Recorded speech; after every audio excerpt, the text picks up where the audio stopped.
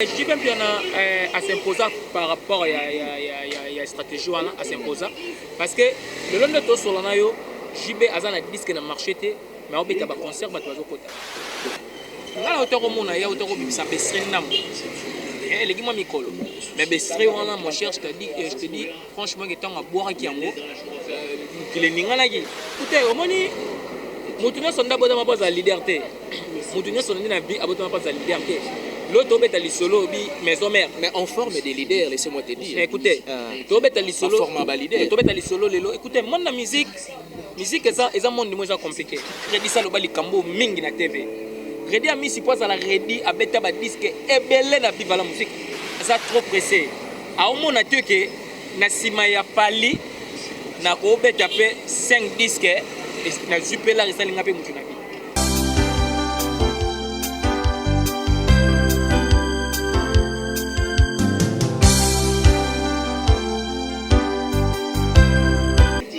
Salut et bienvenue sur NN Nord TV, une autre façon d'informer et de communiquer avec votre humble serviteur Ben Mavembo, les positivistes. Voilà pourquoi toujours dans le cadre de motiver vraiment internautes n'a jamais qu'on soit libakou et on s'abonner dans notre chaîne. Après cette émission, j'aimerais bien que Hollandi puisse développer culture wana, il y a qu'on s'abonner massivement et puis partager, liker aussi gérer, au critiquer quand bien même il s'agit de critiquer. Et vraiment encore une fois de plus, je suis très heureux de vous retrouver vraiment devant vos postes téléviseurs, devant vos téléphones Android. Vraiment, j'aimerais bien qu'avant on a JM, Jérémy Makiese, à fond la caméra pour nous présenter mon invité parce que nous sommes là toujours dans le cadre de parler d'actualité, comme vous le savez bien, que quand bien même une actualité oblige. Donc il faut qu'on en parle pour quand même vraiment comme ça, message soit information n'a pas fin fond. Je remercie quand même Mémie en commençant par Noëlla Louaka, mère DG. Merci beaucoup à Hervé Lubanza, la lettre suprême de Kelkin Fridamboui, et puis Francine Bompé, Timothée, Mike Okito, les demi-dieux du Canada. Merci beaucoup à Bébé Nolda, merci beaucoup à la noblesse oblige Mavembo, futur gériste. Et donc, chers internautes, vous le savez bien que vraiment, en ce qui concerne artistes Nabiso, à boire et à manger et s'il a raté. Nous allons parler des balles de maths de JB Mpiana, Papa Chéri, déjà en préparation et c'est déjà pour bientôt. De même aussi avec Ibrator Mpiana, déjà le 14 février, donc le mois prochain, le 14 février. Ibrator Mpiana a relancé déjà dans les disques des marchés, ce n'est pas sorcier. Il est vrai que ça a pris suffisamment de temps. Et de même aussi avec Torobet appelle les solos à Kiltira Pays Vie.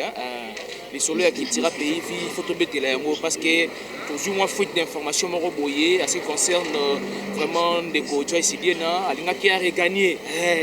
Mais ensemble avec Gosse di Kambala, un moment vraiment sur à long et à large. J'aimerais bien que JM et Nabokacité Nayo au fond de la caméra pour épais la possibilité d'inviter dans Mambote avec beaucoup d'amour fraternel. Gosse di Kambala, bonne année de Ronangaï. Bonne année mon cher Béni. Bonne santé. Ouais, ça va mon kémké. Je te mets de tout ça. Donc, nazo bella. Oui. Comme ça, bonne raison. Comme ça, pour eux, je sais qu'à photo ça la rare. Donc, on a monté dans salle fort, il y a se présenter l'invitation à eux. Et puis, il y a pour profiter pour. Et ça va tout dans la matanga. Oui. Mon frère Nangaï Serge à partir de l'Afrique du Sud. Et au Tikabiso. Mes condoléances. Donc, grand frère, il y a Béni Nzela. Okay. Donc, voilà, madame. Condoléances à la famille Mobiba, il y a madame quoi. Voilà. On a profité de qu'on a fait ça. Moi, de même aussi, je profite de cette occasion et on peut ça mes condoléances à madame. Donc, voilà. Merci beaucoup, vraiment, je pense bien que tu as développé quand on a toujours dans le cadre de solo, il y a des artistes Nabiso, JB Mpiana. Balle de maths toujours en préparation. Maintenant, moi personnellement, on met tout dans moi, ma question est belle. JB Mpiana ajoute temps est belle pour lancer quand même aux pistes dans disque de marché. Mais seulement, est-ce qu'en plein royo bandos la JB Mpiana, ce qui base la disque naïe, étant donné qu'il ajoute temps est belle. Pensez-vous qu'il y a des cambas la balle de maths parce que déjà, et comme il y a souka, tout ce qui va bien se faire début février, à Wapan, JB Mpiana boit qui m'a sonné. Est-ce que Erosala n'a même en plein ou soit JB Piana alors même moi moki na ba stratégie moko boye pour azoni ça quand même ba fan na ye na stratégie ya liboso azalaka nango so nga bwaka disque vraiment na marché. Non mais écoutez JB Piana déjà ba stratégie déjà yango do salama parce que ko vendre après 10 ou 11 ans si je me trompe pas oui aux ans la disque était les a facilité à dire biso na kisa ça quand bon na Congo na Congo quand ne mutu to mesa na ba culture wana te parce que ba Michael Jackson ba no so pe ba tembele single gars moko tembele même culture te. Non mais écoutez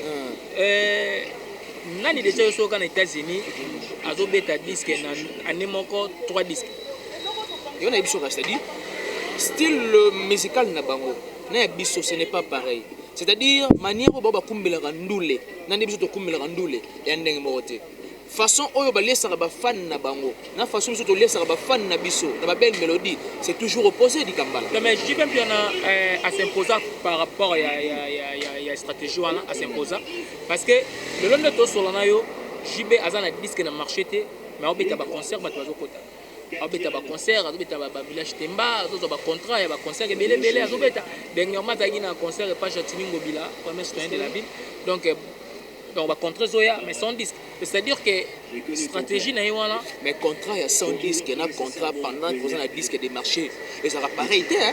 Non mais écoutez bato bazana ba disque de na marché on ba contrat de TJBT c'est ça moi qui expérience c'est-à-dire que JB azaka kana besoin ko bimisa disque te pour asala ba abeta ba concert na ye toi ba contrat o ko sala ke agendo beta quelque part tu vois ngala otoko mona ya otoko bimisa bestre nam les gars mikolo mais bestre wana mon cher je te dis franchement que tant à boire ki yango qu'il est ningala ki zo sentir que JB azana ba fanatique moko boye ba okufanga pona ye le tilelo bal de match wana ba ozela monde de retour à Jésus-Christ nambi que ceux qui est bimé et que ça l'ampleur musu magende ba musu ba to kanisa ki asila mais l'air a bouaki mais tout ça non moi analyse qui est nambi que JB Piana ezala no chemin de fer et puis à un moment donné ayo changer terme générique ya disque yango c'est-à-dire quoi peut-être le wana non c'est juste par rapport à la stratégie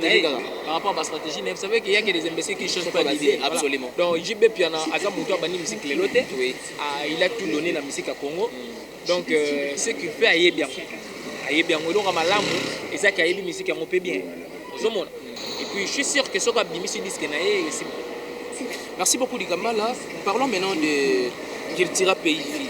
Cultura Pays Vie, tout comme une fuite d'informations. Apparemment, Kende Joyce n'a regagné Cultura Pays Vie.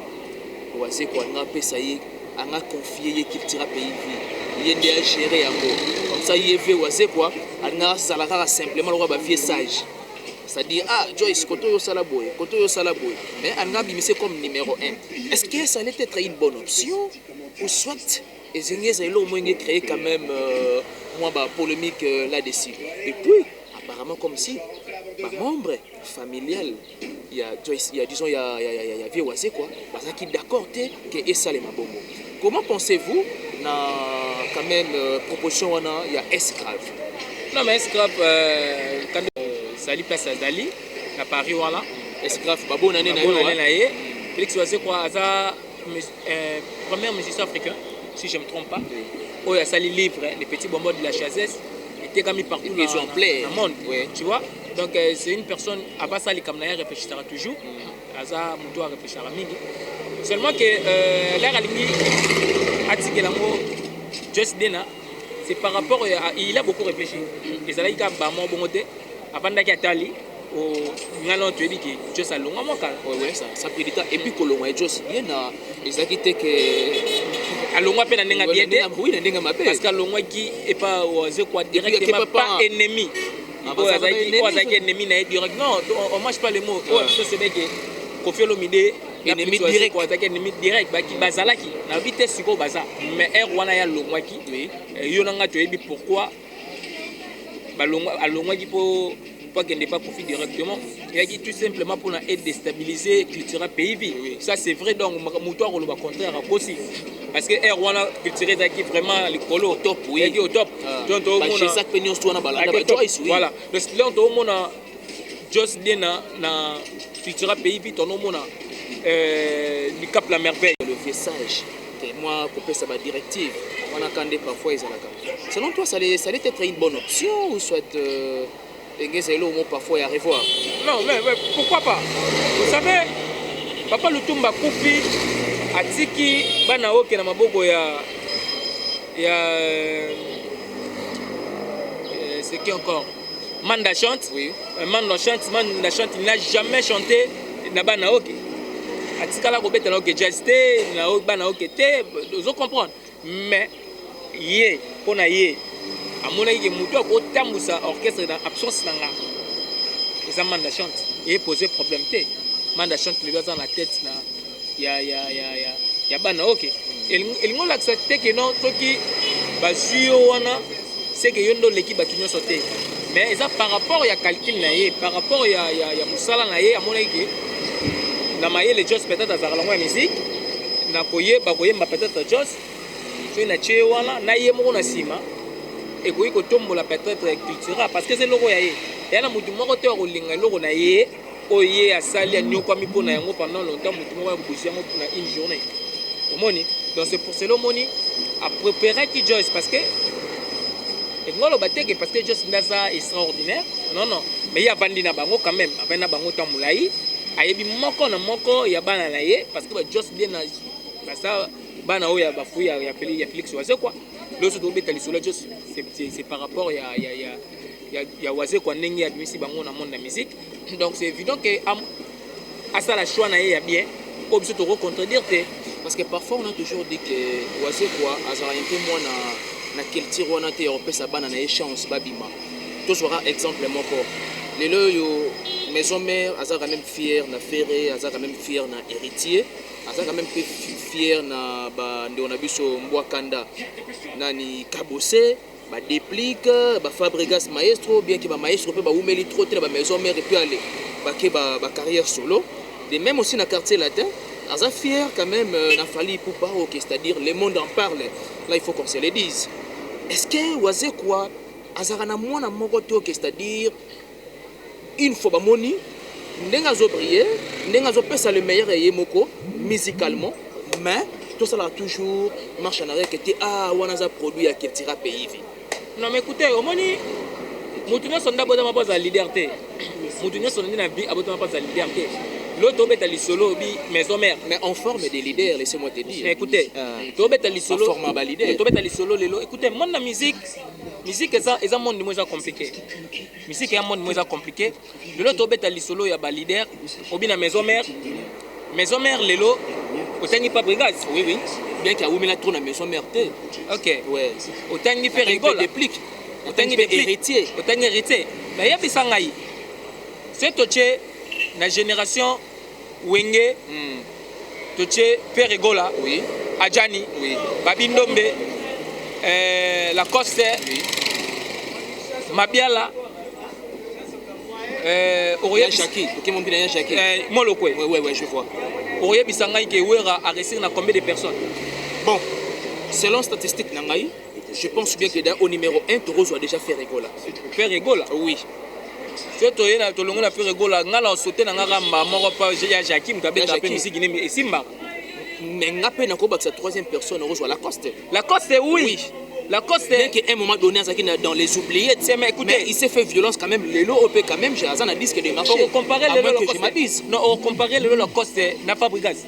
T'es nullement, on va te comparer bon côté. Mais Lacoste ouais. Ayemba gina ba faire Regola. Oui. Tant Lacoste ayemba na faire Fabregas anga ko pousse na terre on a na wignon là. C'est-à-dire que mutu na mutata na étoile na ye. Le succès en attend. D'ailleurs toto solo. Fabregas a sali peut-être disque moko mbale pa wera si je me trompe pas. Aka sali et loro na ye simbi. Mais la Coste a dit pendant longtemps pa wera. Baza na niveau ya nanité ya Fabregas té, n'est-ce pas bien? Oui. À la niveau Fabregas té. C'est-à-dire que Félix Oise quoi akoka ko simba bango pe na maboko té po aya abimisa bango. Vous comprenez? L'autre solo là Jos Dena la gagné na succès. Bango on a culture ngé yozala Et ça qui déjà en plein, on a culture. Yango na lobby. Yango na lobby. Parce que la minute là, waza kwa nga sani. Tango batu babi kete biso la succès na biso. On attend plus. Tokei. Biso tokei na biso. Waza kwa nga sani. Anga ka bona makasite. Explication, ça existe quand même bien que soit simbité et puis. Omoni, pas parce que tu lo baki batu lo baki Félix Wazo quoi. Moi ko azala na. Ocho lo bango. Yango prezo pesa ba exemple. Ouais. Lelo nakolo bande nini beredi ça loba likambo mingi na TV redi a misi poza la redi abeta ba disque ebele na bivala musique ti lelo toyoka ngo vous comprenez oui ti lelo toyoka ngo yango sala ba redi ayo ko sala orchestre na age nini na ton nini vous comprenez. Mais malgré ça qui orchestre naïe, mais il était toujours là permanent pour ne pas ouais mal vivre la musique. Ceux qui disent que ça tombe bien du Kambala, il faut qu'on en parle vraiment. Je pense bien qu'il y a vraiment beaucoup à boire et à manger à ce sujet. Comment expliquer les autres mots on a parfois dans l'orchestre? Celui qui a patron a pas si privilège, n'a moi chanteur mon roboé et réussir automatiquement. Il a ces goûts là, hein? Ça dit moi, c'est cette dévotion là. Dévotion on a raqueté un rappel comme un leader dans la mort. Pressé. Yango zo boma bango. Yango ezo boma bango veredi aloba yango pressé baza trop pressé aomona te ke na sima ya pali na ko beta pe 5 disques na zupela risalinga pe mutu na bi aomona te ke na sima ya Koffi Olomide et puis na yebite peut-être de tondolo bakala ke est-ce que ba président ngo aronima opesa ye chance wala to yebite mais lelo tout le monde papa brigade et le nano bengo wana fabrique papa brigade oui ado sala maintenant là et comme likambo étoile na boulot na yo moko oui vous comprenez le lo comme likambo étoile na boulot na yo moko parce que papa brigade il peut pas se diviser en morceaux pour na disque na wesim yaka na ba disque na bien bo ça ba promotion na bino ba pesa bango banje là on se banaka na di kapa to pesa bango banzembo wa abeta disque mo bo simbate ba musicien quand générique ndi ngam de simbaka libre parcours ce ko ngam sanga ke pa di kapa ya raso no engani kingani disque nzemo na yo poto sala ngo promotion boy kingani nze te ozongo point yo moko non mukolosha mutu ba pesa ki yo lo ngo fo oye bana ko sa promotion lo na yo oye bana ko lobilo lo na yo o lobela yango trop pour ba tu ba yo kango coup de pouce quand même il y a pas ça là verra bien te mais coup de pouce déjà yango na parce que si la personne te donne la chance ya otia nzembo na kata disque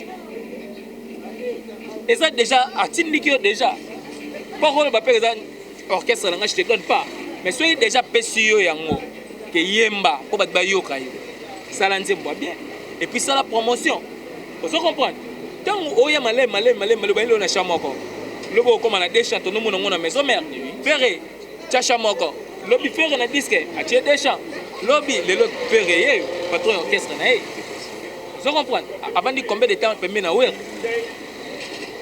vous comprenez c'est ça le problème pour ba jeune na biso o boya lelo exemple masa na biso auto malibanga merci moi bercy auto ko sala et pas ya wata kopa libanga et chez wata akwa pa obeta nini na wala parce que kana ka pa wata et puis kop musu pe kucho pe kaka chez wata mais yo directement moni section na salika boy ga bako tin bako ko diriger nga Suisse mais est-ce que yami balé roya aussi mais c'est ça le problème est-ce que troisième roya possible mesali mais tout ça les moi qui marche en arrière na ba époque qui ba na biso Rochero bon on a ma grand-père grand-père Rochero et puis bah vient biso disons bah vient biso c'est-à-dire bah OK jazz so nani vient biso nani comment on appelle tout que so bah vient so bah madilo système et ça qui est un peu rare na bakta na bango mona c'est-à-dire moi esprit au thème robo gate ngapena comme ka leader na bato bazaki na basima na bango. Pourquoi ces changements et culture d'un coup pas 5e génération au sentir que c'est-à-dire mutu tu ana tendance ka wana soit wana kaka omoni to biso to kola mabe ba génération na biso makambe belé ezobeba makambe belé ezobeba phénomène de l'époque quand on phénomène c'est pratiquement partout hein na makambo nyonso sur tous les plans au moins même bana na biso ba 12 ans mona comme na mibali bana na biso ba 12 ans au moins mwana ya bana le basaka na société de rakala au mwana moko ya 14 ans ayebisa mutu aza na 38 ans ngana yo roza mobali na ngai azobanga te ozo comprendre trouver un normal ba makambo oyo biso to salité neti biso ba gosse biso botemba la suka la ba famille na biso to de ba chance ya kozwa éducation ya suka na ba âge to za nango to zo ngo bien quoi to tikali ko mona ngote na banu biso to bota na banu biso mo to bota ko mona nge mwana na yo mo raison sur ba réponse mo boye mo so telobi mais c'est comme le bimisi mono ozo se poser ba question c'est-à-dire que eloko mo boye na monde et bien té donc likamba bien té mais muto mona ngo bien alors ça la mabe aza conscient que on ça les mabe mais yé moko azomona que non faut continuer ko sala yango monito toujours ça na ba problème chaque jour to na tu ebisayo ba gloria ba banda na ba viva la musique ba tombele papa ba mettre games ba banda na ba viva la musique ba tombele yango sali bana na ba bazala lelo ba mettre games vous comprenez oui ba be on a ba na ba orchestre té papa la mettre games city aboti ba games city azoti ka ba ndule be on la jana nanga la tikala yo ke au sala orchestre na imo kote aliki kaka betaki na viva la betaki na loko bo betaki vous comprenez parce que mutu nyonso ndete mutu azbotama na poza la leader so sala loko no ka mala moko simbi yo mona ke no so na beti ya mibale aussi so na beti ya misa de to so auto tanga depuis ka to betelo mo a il a persi c'est ça oui générique la stabilité mo et simbi na ngote vous comprenez et simbi na ngote akomo kota makamba batu pa mpamba actualité actualité na ye c'est ça oyemba voilà soit pas nene peut-être na maison mère le long de to so na maison mère metam so yem tanga zo place à ba faire vous comprenez oui metam so yem tanga zo place à ba faire lelo mais pressé wana ko ya gu wana ya ozala leader mono to nyoko la banque et c'est bon dans les chaos disons babindo melelo oui babindo ba yimayele obi babindo ba alela la longue maison mère papa lutuma ba no beta ba porte pa wera po ba solo la po ba bezonga parce que ayeba ke lo ko luka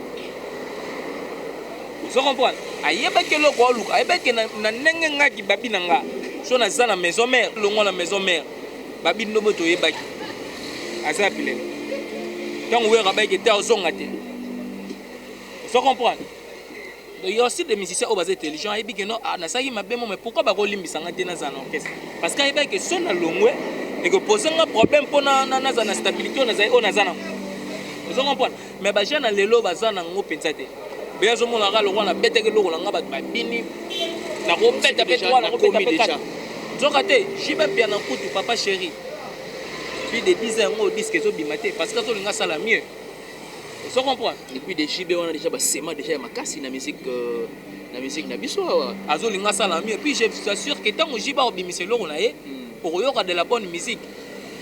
Au sentir que JB là beaucoup de pas pour rien.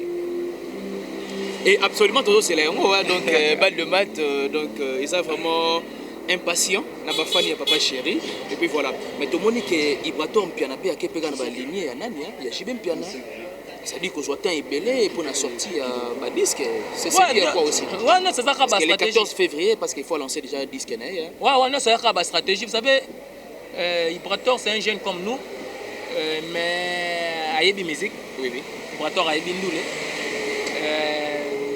présence na Villanova au sentir que musicien zalaki le londo to solana yo to tanga ba bon chanteur na Congo on va to tcha kombo Ibra absolument Marigaza jeune oui Ibrator ayebi ko yemba c'est pas pour rien papa chéri a joie bois pembe parce que papa chéri pour ya pose à la moto yebi comprendre donc Ibrator ba stratégie wana eza ba stratégie ma BT eza ba stratégie ou eza la ba musique internationale eza moins mingi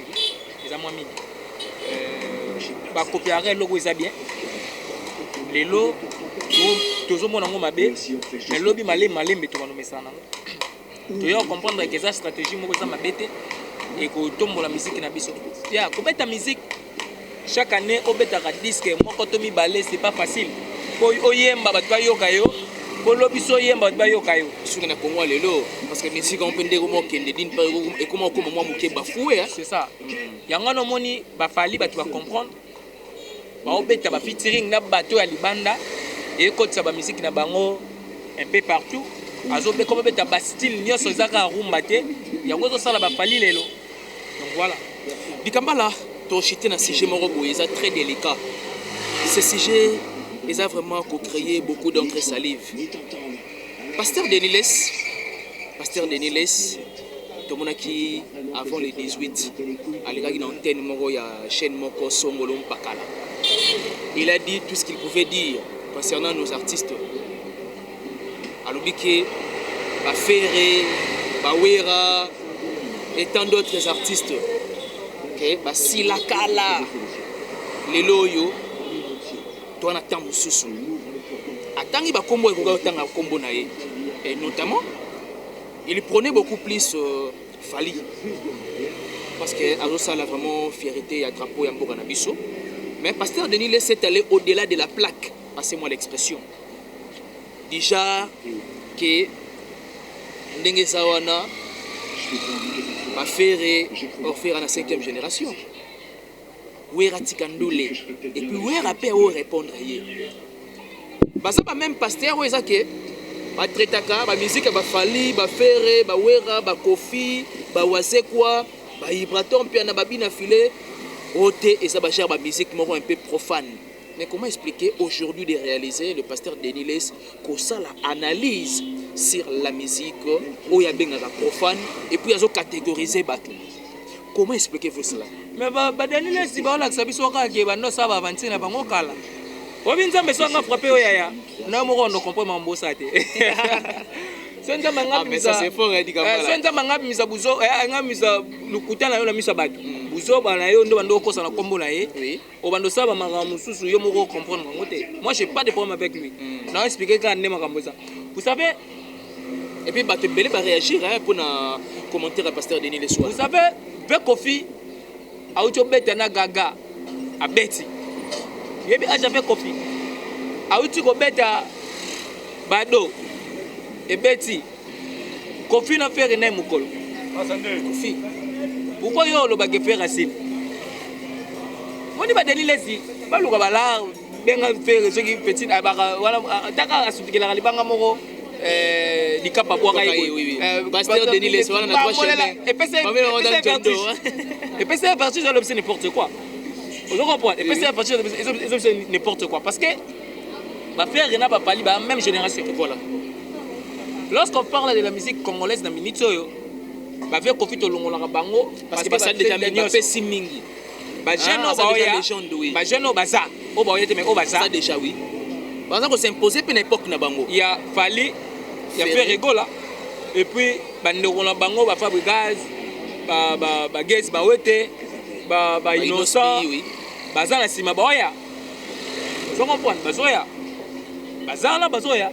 Alors yoko boya bato ba beta musique na bango pour na re lokote yesu ba pese micro yemba ko yem mais ça domaine na été alors atika akwando akoneko ko sabiso na banzondo banini o recevoir tout ça pourquoi beaucoup vous ça ba vérité banzondo comment déjà archaïque lelo omoni ba moi ba Denis Les nzambe ba fi mo nzambe ya ba fi mo nzambe ndezo sa ba Denis Les bongo ezolo bise makambo yemazo comporter mais je suis en train de dire quoi place nini pour la nini bo basali mabe trop baskoke batu bala bomi babala batu na ba professeur Lukuta makambo bele bien mais en fin de compte quand même il y a eu quand même représenter parce que j'ai suivi toute une émission où il y a autre chose là ils ont le droit de réponse après si Ouera parce que Ouera aussi était fâché mais nabi Ouera se planer nani na bien de la forêt azo na bien quand wenge na minute yo est en forme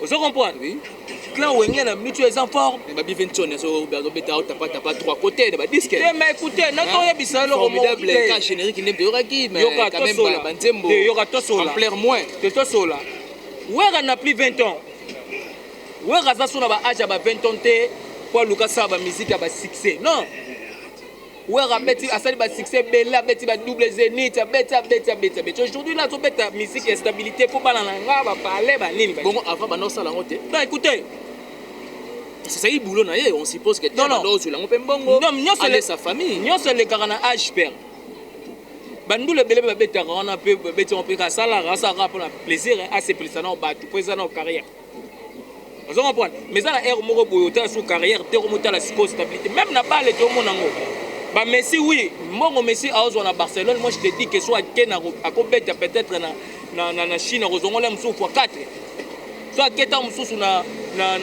Arabie Saoudite on veut lui payer plus que oyo azozwaka na ba parce que obet no carrière ota no âge par rapport à carrière na ngai pona ça no succès atolanda ba succès na tout mais là comme na âge moko boya mo siko no siko le commis ko na âge na to ba payer ba pala danger akoluka place ba pesa salaire wana fois 3 akolobeta la mso na Arabi kuna bozo mona na bino yete meilleur coach l'art na e.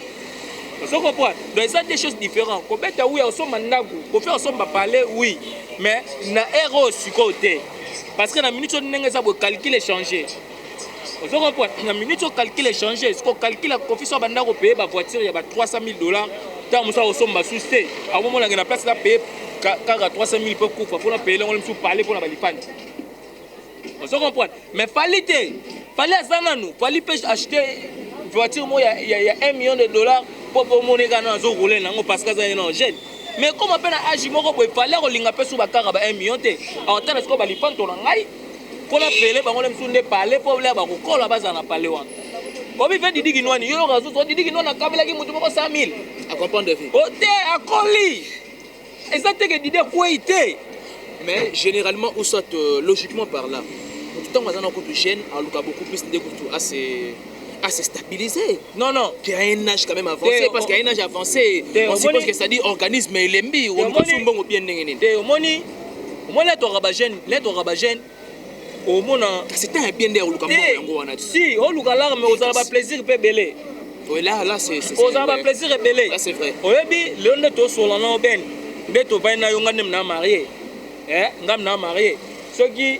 Neto vaino na mesa boy mutu moka sepel na biso ande tozwandi boy abiki non je vous donne $100 da kabeli bino ben moi je t'assure que yo go panzango ka asiko évident yo ya yo ande to vandi boy o benga ka petit chéri moko ya kalan to vandi be to seka pour évident mais ngana sa kaliki ke momi na ngana tika ke na parler li panto le mso azali dem so fona puta parler on va calculer l'angano zande mo. Attention, résolver ça opposé. Non, je te comprends d'une part. Tu na lobi no te ko sala bongo. Na lobi no te ko sala bongo. Na bien, il y a yo et coquille ko sila kaka awa. De même aussi peut-être même si il y a yo peut ça peut peut-être. Si, on solo. Parce que tous les mariés ne réfléchissent pas de la sorte. C'est au solo là. Mais aucun délire raisonnement là. C'est au solo là. C'est-à-dire quoi? Na doni ngana tali zelo mo boy. Ezana niveau mo boy oyo yo o réfléchir sur nengo réfléchir les lotés. Vous comprenez? Il y a un âge moko boyo pour réfléchir, nous sommes réfléchir les lotés. Le long de tout ça l'émission, tu tambolis, tu vandawa, tu place tu sali. Mais l'obi là, monsieur suyo au croissant au tambolate et comme on va trouver à place au sali. Vous comprenez?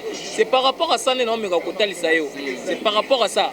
C'est au côté ça ma chers internautes parce que nous doit partager pour na bango. Si tout solo là. Tout solo. C'est-à-dire que le long de tout cela,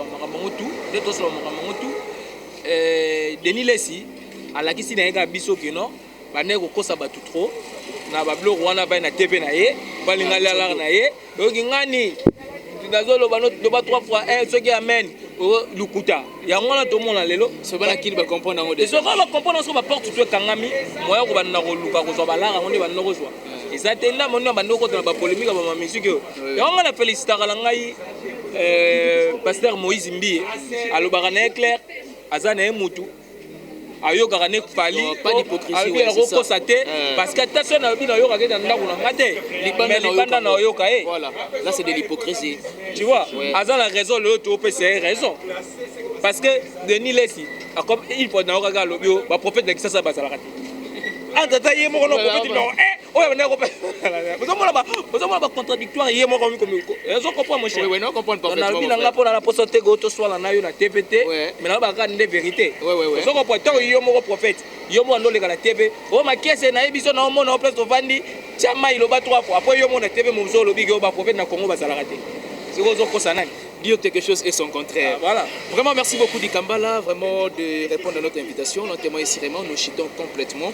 Mot de la fin et puis big remerciement Nayo. Et ça, a vraiment plaisir, nos chers internautes, na bato balingarayo. Donc, mot de la fin, na ngazali. Denis Lessi, c'est comme ma musique. C'est comme ma musicien, ba bunda bitumba la bango la ba voix. Mais ça, na cache na bango bango. Père Gola, alobagi, alobali souste, ye, koswana na ye komi, bocha lisango, bolia. Uche instrument wana bayembi donc guerre comme ya mingongo le ba lobaka bo alors yo tika na ba bloko wana po to wana ngona biso vraiment besoin te juste car joyeux anniversaire na Kevin Parfait, le manager international. Botama malamu na yo donc place aux Ali donc nzamba baksayo lisusu belé donc voilà d'ailleurs qu'on expliquer que tous en matanga moi frère nanga koufi à partir ya Afrique du Sud voilà donc voilà madame nanga vraiment en matanga toujours lilana bango et longo donc voilà Bénin Nzila lieutenant de l'infirmière chef Lolo Timbiki Sandra Timbiki vraiment tous ça na mutema moko na bino toujours kabla bino mawa Lionel Kasso moi na poto de partout Pitusio ni masala ngai na Turquie wana Pani Tambu Loketo voilà et puis maman Nilumbala na Bruxelles donc voilà. Merci beaucoup à toi JM Jérémy Makessé. Vraiment à la caméra, il y a la personne de Ben Mavembo les positivistes. Merci beaucoup encore une fois de plus à Mère DG Noël Louaka. Merci beaucoup à la lettre suprême de Kelkin, Hervé Lubanzadio, Paul Mengi. Ah, vraiment appel peut te souhaiter à ta souhait. Et ça là, majeur. Merci beaucoup encore une fois de plus à la noblesse oblige Mavembo, Fitir Juriste, Bébé Nolda, Frida Mbouyi, Francine Bompé, Timothée, Mike Okito, les demi-dieux du Canada. Merci beaucoup à Mère Aleki Aspara Lindambi depuis les États-Unis. Merci beaucoup à mon vieux Miguelito Kombenvouidi. Il y a Amour Kitoto. Nous vous aimons tant, nous vous aimons énormément. Vraiment, beau s'abonner massivement. Et alors, beau s'abonner sur NN Noda TV, une autre façon d'informer et de communiquer avec votre humble serviteur Ben Mavembo, les positivistes. Mon anniversaire, c'est dans quelques jours, hein, le 19 janvier. Et ça, moi, j'ai un commentaire dans l'émission, tout ça, le 19. Moi, souhait vraiment et pour réjouir mon thème en anglais. Merci beaucoup, Dikambala, d'avoir répondu à notre invitation. Merci à vous, Yaya. Bye bye, Tolinga Rabino tellement ébélé.